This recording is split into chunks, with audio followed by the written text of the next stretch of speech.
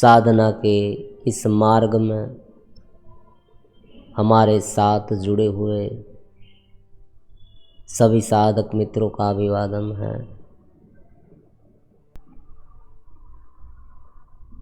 अब इस नींद में एक जो बहुत महत्वपूर्ण दूसरा रहस्य है वो बहुत जानने वाला है। प्रकृति की ओर से ये एक ऐसी व्यवस्था है कि जहाँ पर हम नहीं चाहते हुए, हमें मालूम भी नहीं है, फिर भी हम चेतना में एकरूप हो जाते हैं। सभी जीव इस तरह से वही चेतना में एकरूप होते हैं, उस चेतना के साथ मिलते हैं, उनके साथ उनका कनेक्शन बनता है। रात को हम सो जाते हैं तब हम परमात्मा से मिलते हैं, उसी चैतन्य से मिलते हैं। अगर ये नहीं होता, अगर ये मिलन नहीं होता तो हम पूरी तरह से ऊर्जा शून्य हो जाते हैं। और ऐसा भी कहा गया है कि कोई व्यक्ति को अगर सोने ही ना दिया जाए तो वो पागल हो सकता है। वो सो जाता है, उनका मतलब ये हुआ, उनसे ये होता है कि वो चेतना से मिल गया। अज्ञान में मिला, जागृति में नहीं मिला, हम जानते हैं, लेकिन मिला सही। और जैसे ही वो उनसे मिला फिर से ऊर्जा से भर गया। ये ऊर्जा इतनी न्यूनतम होगी कि इस घेरे को टिकाने में सक्षम होगी, ये शरीर को टिकाने में सक्षम होगी। ये हमारा जो बॉडी है ना, उन्हें ऊर्जा की ज़रूरत है। आप समझे, हार्ट को, किडनी को, ये जो हमारा डाइजेस्टिव सिस्टम है पूरा, रोग प्रतिकारक शक्ति हम में है, एंटीबॉडी बनाना, ये सब है। जो सांस लेना, माइंड में, सबसे ज़्यादा माइंड में जब हम कैलकुलेशन करते हैं ना, सब कुछ सोचते हैं, उनमें बहुत भारी मात्रा में ऊर्जा की ज़रूरत होती है। इसलिए ज़्यादा सोचने वाले बहुत थक जाते हैं, बहुत थक जाते हैं, बैठे बैठे थक जाते हैं। और जो तंद्रा में चले गए हैं, मूढ़ता में चले गए हैं, वो भी थकान महसूस कर रहे हैं, क्योंकि यहाँ पर ड्रेन हो रहा है, चेतनवंतता की खपत हो रही है, कमी महसूस होती है। आजकल आपने ये देखा होगा कि नेगेटिव ऊर्जा, पॉजिटिव ऊर्जा, जो पॉजिटिव सोचता है उनमें ऊर्जा ज़्यादा होती है। ये सब क्या है? यही योग शास्त्र में कहा गया, क्लिष्ट और अक्लिष्ट वृत्ति। जो वृत्तियाँ क्लिष्ट है, कलेश युक्त, अक्लिष्ट जो कम कलेश वाली है, जो थोड़ी बिखराव लाती है, लेकिन कभी कभी ये वृत्तियाँ उनमें मिलने के लिए है, उनसे मिला देती है जो हमारा स्वरूप है। तो नींद में हम उनके साथ मिलते हैं, लेकिन अज्ञान में मिलते हैं। अगर यही नींद जागृत अवस्था में आ जाए, आप कहेंगे कि तो उनका मतलब ये हुआ कि हम बैठे बैठे सो जाए। ऐसी बात नहीं। जब आप बैठे बैठे सोते हैं तब आप सोते ही है, ऐसी बात है। वहाँ आप जागते नहीं हैं, क्योंकि जब तंद्रा आती है तब सिर भारी हो जाता है, हम भूल जाते हैं हम कहाँ बैठे हैं, सिर भारी हो गया। जब जागते हैं तब हमें पता चलता है मैं जागा था, बैठे बैठे सो गया।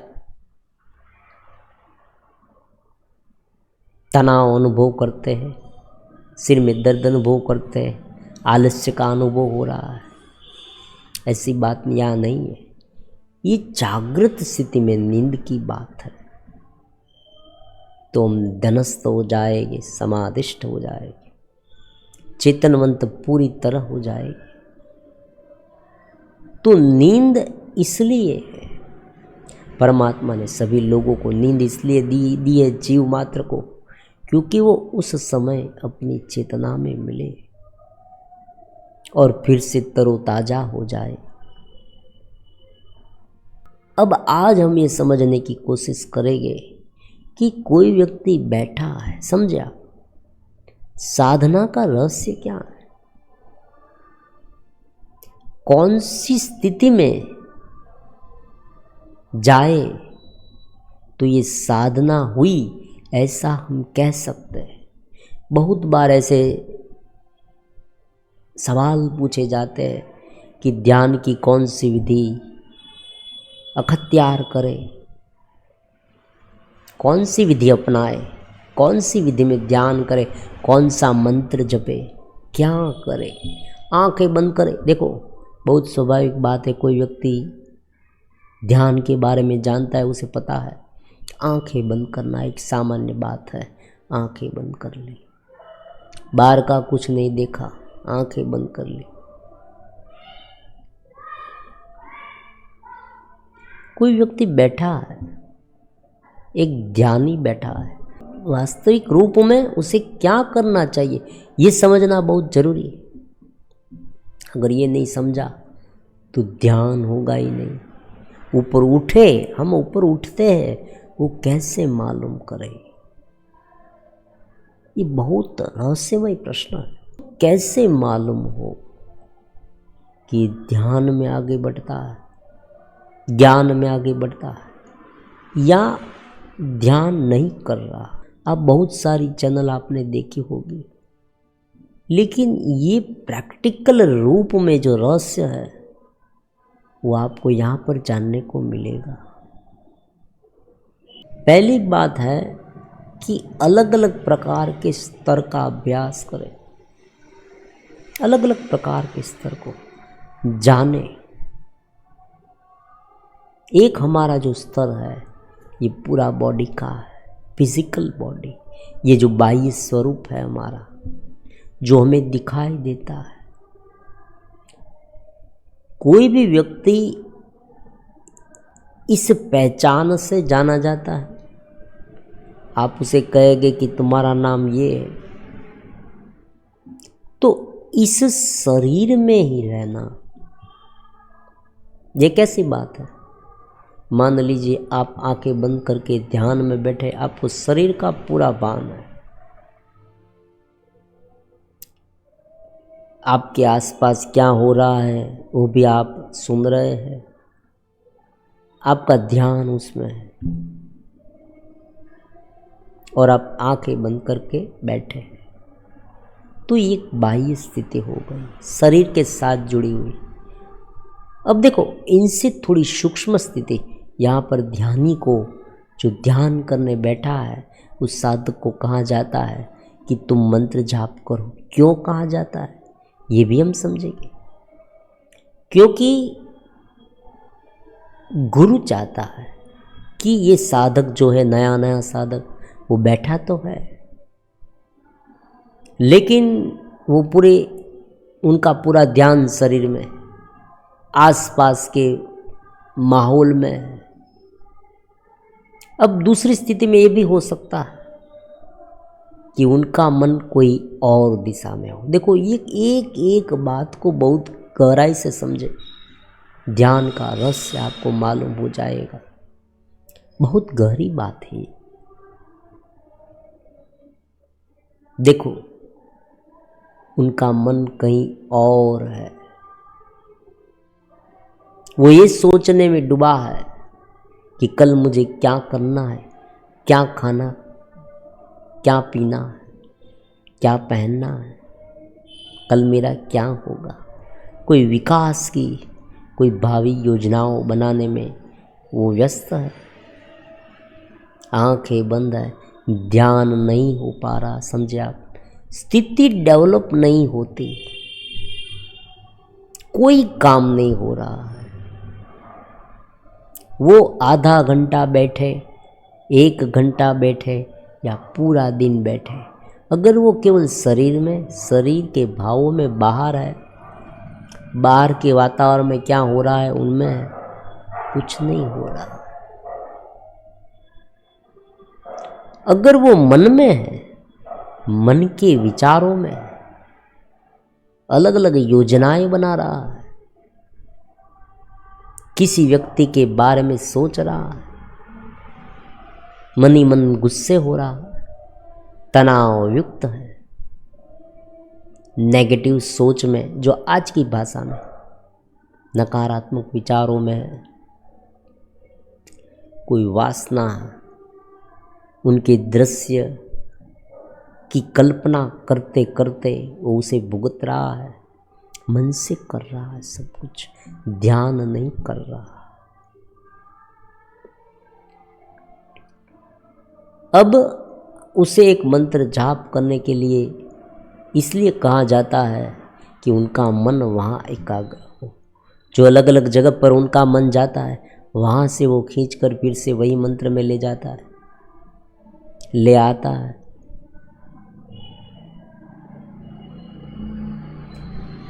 जो उनकी लयबद्धता है प्राण के, सांस लेना, रोकना, निकालना, उसे भी संतुलित करने के लिए कहा जाता है साधक को कि भाई तुम इस तरह से गहरी सांस लो, रोको और धीरे धीरे निकालो। ये भी उसे कहा जाता है कि तुम्हें इस तरह से करना चाहिए। तो तुम्हारा जो पूरा चेतना का भाव है वो धीरे धीरे धीरे धीरे धीरे इनसे ऊपर उठता जाएगा। इस ध्यान से तुम उसमें घिरे हुए हो, समझो, तुम जो उसमें घिरे हुए हो वहाँ से तुम ऊपर उठते जाओगे। तो फिर से समझते हैं शरीर में, आसपास के माहौल में क्या हो रहा है वो है। दूसरा मन है, मन के विचारों में, मन कोई और जगह पर है, कोई कल्पना करता रहता है, भूतकाल में क्या घटित हुआ था उनके बारे में सोचता है। कभी कभी कोई गुत्थी जो उनके सामने आई थी कल और वो उस गुत्थी को नहीं समझ सका था, वो यहाँ पर बैठे बैठे उनके बारे में सोच रहा है।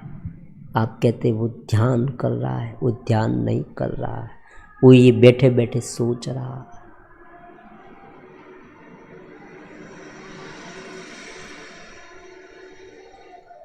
आधा घंटा बीतता है, 1 घंटा बीतता है, लेकिन ध्यान नहीं हुआ। अब देखो, उसे मंत्र जाप करने के लिए कहा गया। मंत्र जाप में भी क्या होता है, उनका मन नहीं लगता। उसने मंत्र जपना शुरू तो किया, लेकिन ये क्या, जैसे ही वो मंत्र जपने लगा फिर से उनका ध्यान दूसरी तरफ चला गया, मन एकाग्र नहीं हो रहा। अब देखो, साक्षी भाव वाले उसे मन को देखने के लिए कहते हैं कि तुम मन को देखो, मन में क्या सोच उभर के आती है वो देखो। वो उसे देखता है। क्यों ऐसा कराया जाता है? बाह्य स्थिति से धीरे धीरे धीरे वो ऊपर उठे। जो चेतना इतनी व्यस्त है, त्रस्त है, सम्मिलित हो गई है इसमें, उनसे थोड़ी ऊपर तो उठे, अपने स्वरूप को तो जाने। जो स्वयं मैं हूँ उनसे तो मिले। और वो कब मिलेगी? जब इनसे ऊपर उठेगी तभी ये मिल पाएगी, वरना ये संभव नहीं होगा। तो इसलिए से एकाग्र होने के लिए कहा जाता है, मंत्र जाप करने के लिए कहा जाता है। फिर वो मंत्र जाप करता है। मन में अलग अलग प्रकार के ख्याल आते रहते, उसे देखते देखते धीरे धीरे धीरे धीरे उनका मन एकदम शांत हो गया।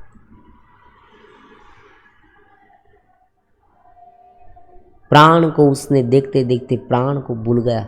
अब यहाँ पर एक दूसरी खिड़की खुल जाती है, एक जोखिम है। हो सकता है वो अवचेतन माइंड में चला जाए। अवचेतन माइंड में 2 तरीके से हो जाता है। एक ऐसा है कि वो सो जाता है, जैसे ही वो सो जाता है अवचेतन माइंड काम करने लगता है। वो स्वप्न में जैसे चला गया वैसा उसे लगता है, आंखें बंद है, वो धीरे धीरे वहाँ चला गया। उसे कुछ अजीब अजीब अनुभव होने लगता है और चेतन माइंड में चला गया साधक, या साधक नींद में चला गया। ये दोनों संभावनाएं हैं। एकाग्र होने के बाद जैसे जैसे वो एकाग्र होता जाता है, ये जो भावी कल्पनाएं वो करता था, भूतकाल की जो सोच है वो भी कम हो गई, ये सब कुछ हो गया। लेकिन अब जो दो रास्ते नए हैं उसमें से कोई एक रास्ते में वो जा सकता है। एक है अवचेतन माइंड का बड़ा समुद्र है, बड़ा समंदर है, वहाँ कितनी यादें हैं, अलग अलग प्रकार की कल्पना उसने भूतकाल में जो की थी वो है। कोई दृश्य ऐसा देखा था, वहाँ वो फंस जाता है। अब देखो, इनके लिए एक बहुत ही सुंदर एग्जाम्पल देता हूँ। कभी कभी क्या होता है, आप सो गए ना, आप गाढ़ निद्रा में, वहाँ से आप जाग गए, सुबह का समय है, 5 बजे है, अभी आपको सोना है।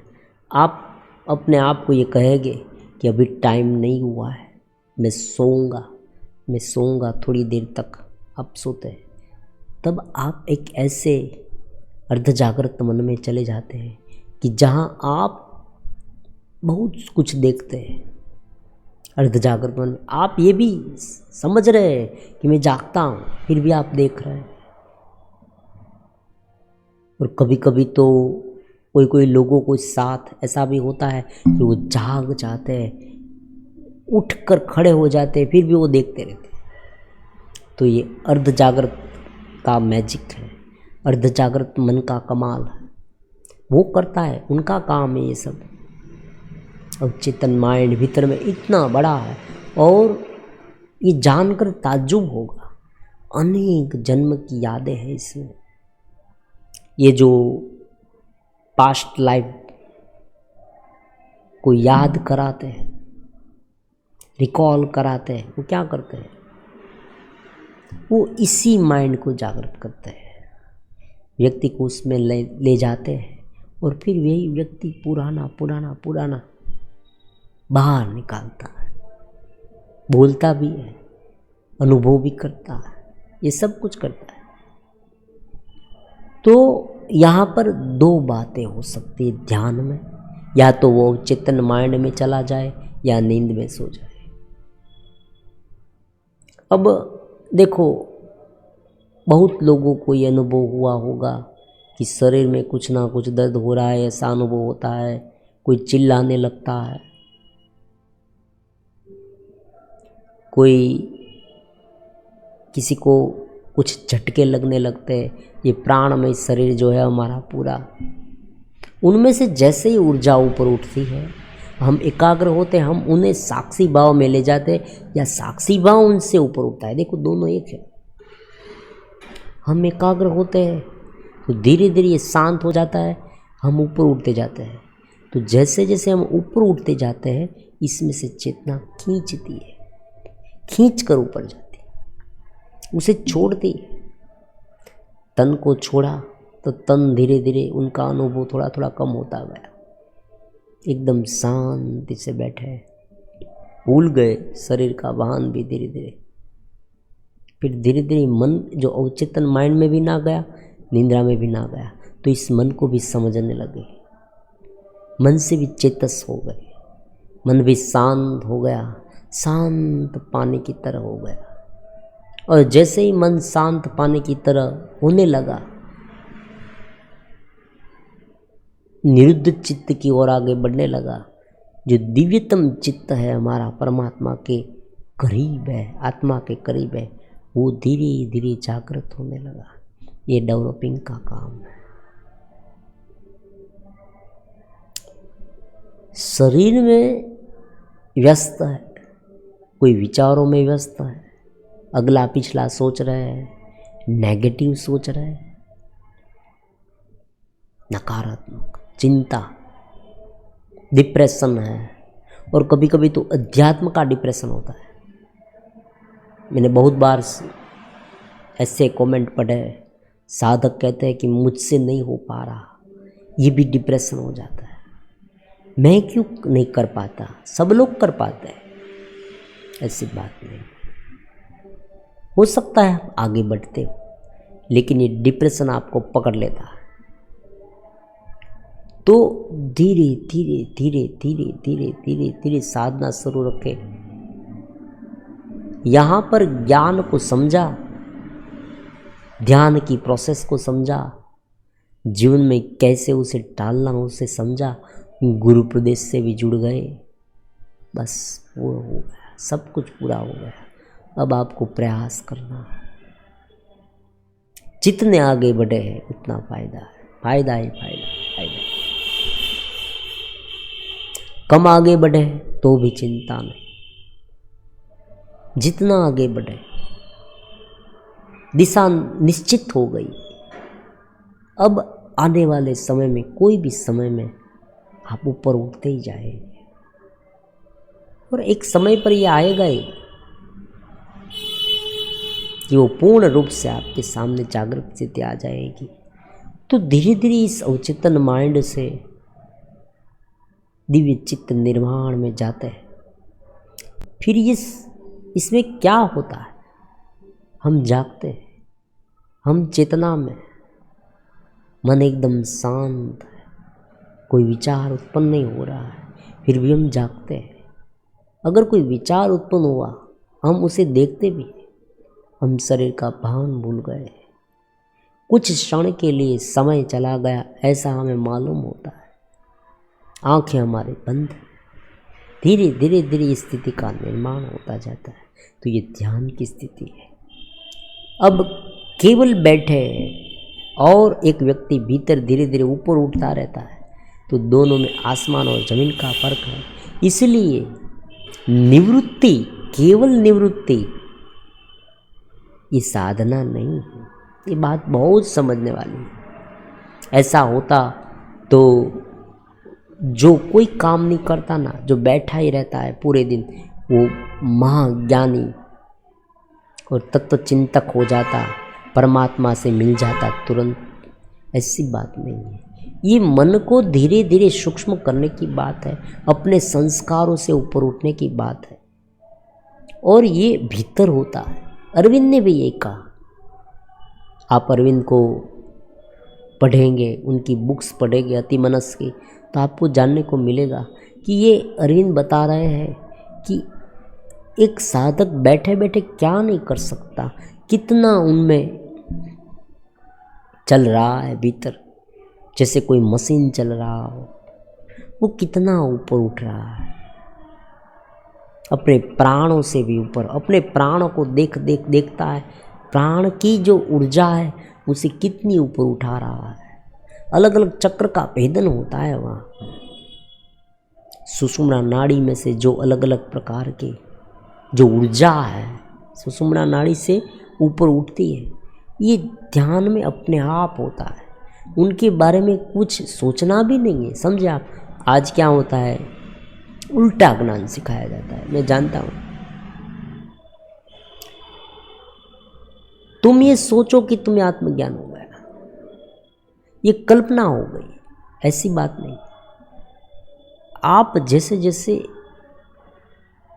साक्षी भाव में परमात्मा में एकरूप होकर इसे देखते रहेंगे, उनसे ऊपर उठते रहेंगे, वो अपने आप ऊपर आएगा और आपको उनके अनुसार अनुभव होगा। ऐसी बात नहीं कि जो अनुभव दूसरे व्यक्ति को हुए हैं, जो साधक को उसने लिखा है और आप उनकी कल्पना करने लगे कि मुझे ये अनुभव हो रहा है,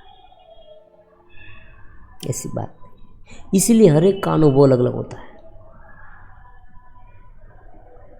मूलभूत बात सिद्धांत की है, सिद्धांत को समझना, साधना करना, धीरे धीरे धीरे धीरे ऊपर उठते जाना, ऊपर उठते जाना। शरीर को भूले, मन के विचारों को शांत करते जाए, शांत करते जाए, प्राणों को देखते जाए, शांत करते जाए। कोई भी अनुभव हो, कितना भी विचित्र क्यों न हो, उनके साथ भी सम्मिलित ना हो, क्योंकि कोई भी वस्तु से आपने कोई कोई जो कथाएं हैं वो सुनी होगी कि कोई माता जी है, कोई देवी है, वो उनके भक्त को बताती है कि तुम जब पीछे देखोगे तो मैं वहाँ रुक जाऊँगी, तुम आगे आगे चलोगे तो मैं तुम्हारे पीछे पीछे आऊँगी, लेकिन जहाँ तुमने पीछे देखा, शंका की, वहाँ मैं बैठ गई।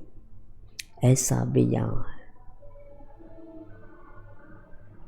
जहाँ हम फंसे, अगर कोई एक अनुभव में फंस गए, घंटी की आवाज़ सुनने लगे, घंटी की आवाज़ आ रही, बस आज घंटी की आवाज़ आई, कल घंटी की आवाज़ ही आनी चाहिए। घंटी की आवाज़ नहीं आती, घंटी की आवाज़ नहीं आती, घंटी की आवाज़ आनी क्यों बंद हो गई? मुझे घंटी की आवाज़ सुननी है। ऐसा नहीं। आज आपको घंटी की आवाज़ आई, हो सकता है फिर कभी ये आवाज़ न सुनाई दे। आज आपको प्रकाश दिखा, हो सकता है आपको कभी प्रकाश ना दिखे, क्योंकि ये अलग अलग पड़ाव है, अलग अलग स्थिति में अलग अलग है। ऐसी बात नहीं कि आज जो अनुभव है उसे पकड़ रखें। आपने साक्षी भाव में, चेतनवंतता में, परमात्मा में रहकर जो देखते हैं, जब शांत होते हैं, धीरे धीरे ऊपर उठते हैं, मन को शांत कर रहे हैं, वो धीरे धीरे अपने आप बाहर आता है। उस समय के बाद आप सोएंगे ना, बहुत मजा आएगा। नींद जो है ना, वो थकाने वाली नहीं, परेशान करने वाली नहीं, ज़्यादा शंका उत्पन्न करने वाली नहीं, लेकिन ऐसी नींद, गाढ़ निंद्रा, योग निंद्रा भी हो सकती है। देखो, यहाँ व्यक्ति कभी कभी साधक ना सोए, सोता है, लेकिन योग में सोता है, ध्यान में सोता है, आनंद में सोता है।